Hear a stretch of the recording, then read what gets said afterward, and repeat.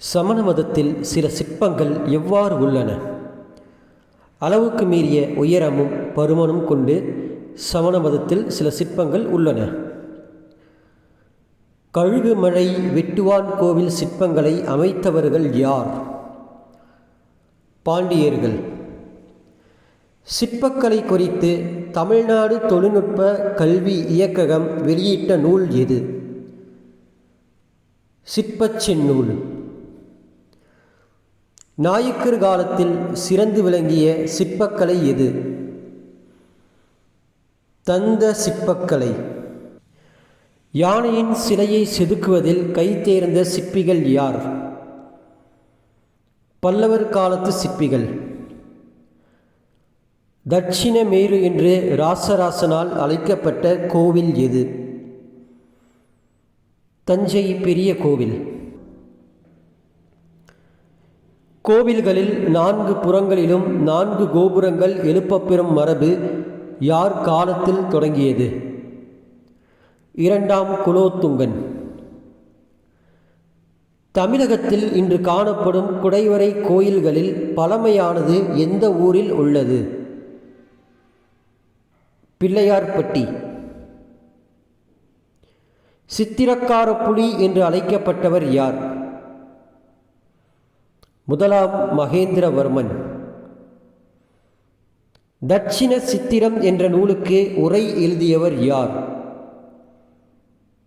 மகேந்திரவர்மன். ஓவியக்கலை எந்த நூற்றாண்டில் தோன்றியது? கிபி 7ஆம் நூற்றாண்டு. ஓவியருக்கு நோக்கினார் கண்ணிடத்தே தம் தொழில் நிறுத்துவோர் என்று இலக்கணம் வகுத்தவர் யார்? நச்சினார்க்கினியர். கண்ணுள் வினைஞர் என மதுரை காஞ்சியில் மாங்குடி மருதனாரால் பாராட்டப் பெறுபவர்கள் யார்? ஓவியக் கலைஞர்கள். கோட்டோவியங்கள் என்பது என்ன? 3 கோடுகளும் வருவது கோட்டோவியம் எனப்படும். தமிழ் வளர்த்த நுண்கலைகளில் முன்னணியில் நிற்கும் கலை எது? ஓவியக்கலை. புனையா ஓவியம் என்பதன் பொருள் என்ன? கரித்துண்டுகளால் வடிவம் மட்டும் வரைவது. மொழிக்கு குறியீடுகள் எதிலிருந்து தோன்றின? ஓவியங்களிலிருந்து. சங்க காலத்தில் ஓவியங்கள் எவ்வாறு அழைக்கப்பட்டன? கண்ணெழுத்து. நுண்ணிய நுட்பல கற்றவர்க்கே அமைந்த அரிய கலை எது? பேச்சுக்கலை. ஒருவர் மட்டும் பார்க்கும் படக்கருவியை கண்டுபிடித்தவர் யார்? எடிசன். கருத்துப்படம் அமைக்க தொடங்கியவர் யார்? Walt Disney. முதலில் இயக்கப்படமாக எடுக்கப்பட்ட விலங்கு எது? குதிரை. புதிய பட வீழ்த்திகள் உருவாக யாருடைய கருத்துக்களே அடிப்படையாக அமைந்தன? பிரான்சிஸ். கடைச்சங்க காலத்தில் தமிழகத்தில் எழுதப்பட்ட எழுத்துக்கள் எவ்வாறு அழைக்கப்பட்டன? கண்ணெழுத்துக்கள். செப்புத் திருமேனிகளின் பொற்காலம் என்று அழைக்கப்படுவது சோழர்களின் காலம். புலவர்களால் எழுதப்பட்டு கல் தச்சர்களால் கல்லில் பொறிக்கப்பட்டவை மெய்கீர்த்தி. நச்சிலைவேல் கோக்கோதை நாடு என்று குறிப்பிடப்படும் நாடு இது? சேரநாடு. இன்றைய மொழியியல் வல்லுநர்கள் பேணி பின்பற்றத்தக்க வழிமுறைகளை தொல்காப்பியம் கூறுகின்றது என்று சொன்னவர் யார்? எமினோ. பாண்டிய நாட்டில் என்ன வளம் மிகுதியாக இருந்தது? முத்துவளம். தொன்மை தமிழகத்தில் யவனர் என்று அழைக்கப்பட்டவர்களில் ஒருவர்? கிரேக்கர்கள். சண்பக பாண்டியன் என்னும் பெயர் பெற்ற பாண்டிய மன்னன் யார்? சூடாமணி பாண்டியன். 4ஆம் தமிழ்ச்சங்கத்தை தோற்றுவித்தவர் யார்? பாண்டித்துரையார். உலகம் தோன்றிய போதே தோன்றிய தமிழை அதன் தொன்மை கருதி என்று முல தென்தமிழ் என கூறியவர் யார்? கம்பர். முதலில் தமிழ் நூல்களை அச்சிட்டு வெளியிட்டவர் யார்? சீகன் பால்கையர். மனித நாகரிகத்தின் தொட்டில் என அழைக்கப்படுவது லெமூரியா. வையகமெல்லாம் எமதேன் என்ற புகழ்ச்சிக்குரிய மன்னன் யார்? பாண்டியன். தமிழ் ஆட்சி மொழியாக திகழும் நாடுகள் எவையெல்லாம்? இலங்கை, சிங்கப்பூர், மலேசியா. தமிழுக்கு அரும்பணி ஆற்றிய அமெரிக்க பேராசிரியர்களில் ஒருவர் யார்? ஜேம்ஸ் பிராங்கா. தமிழே மிகவும் பண்பட்ட மொழி என்று பாராட்டியவர் யார்? Marks Muller. தற்சமம் என்பது எதனை குறிக்கும்? வடமொழிக்கும் தமிழுக்கும் உரிய பொது எழுத்தை குறிப்பது. சலாம், சபாஸ் எம்மொழி சொற்கள், உருது சொற்கள். தமிழ் பிற மொழி துணையின்றி தனித்து இயங்குவது மட்டுமின்றி தலைத்தோங்கவும் செய்யும் என்று கூறியவர் யார்? கால்டுவெல். தமிழை வளர்க்க வேண்டுமென்றால் பிற மொழியை வெறுக்க வேண்டும் என்பது பொருளல்ல என கூறியவர் யார்? திருவி கல்யாண சுந்தரம். மதுரையில் உலகத்தமிழ் மாநாடு நடைபெற்ற ஆண்டு 1981. தமிழ்நாட்டின் மாநில மரம் இது? பனைமரம். தமிழ் இலக்கணம் படிக்க படிக்க ஆர்வத்தை உண்டாக்குகிறது என்று கூறியவர் யார்? கெல்லெட்.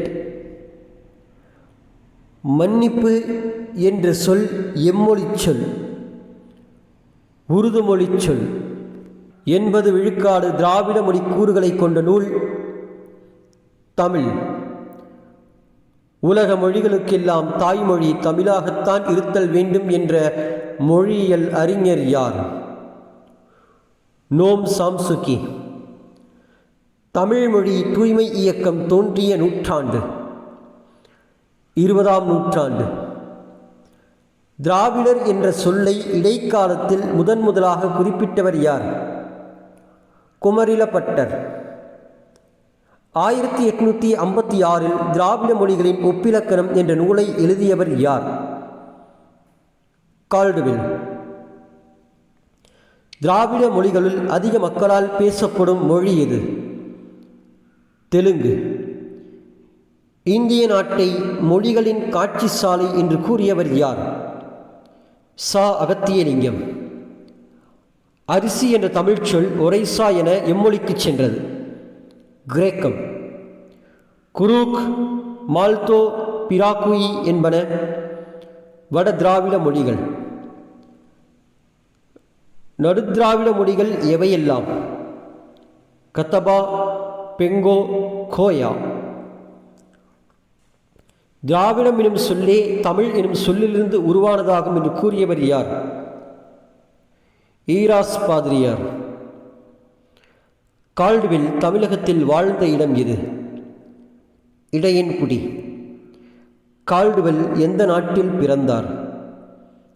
அயர்லாந்து. திராவிட எனும் சொல்லை முதலில் பயன்பாட்டிற்கு கொண்டு வந்தவர் யார்? கால்டுவெல். திராவிட மொழிகளுள் பழமையானது எது? தமிழ் மொழி. தமிழ் மொழியை எழுத இருவகை எழுத்துக்கள் வழக்கத்தில் இருந்ததற்கான சான்று எது? அரச்சலூர் கல்வெட்டு.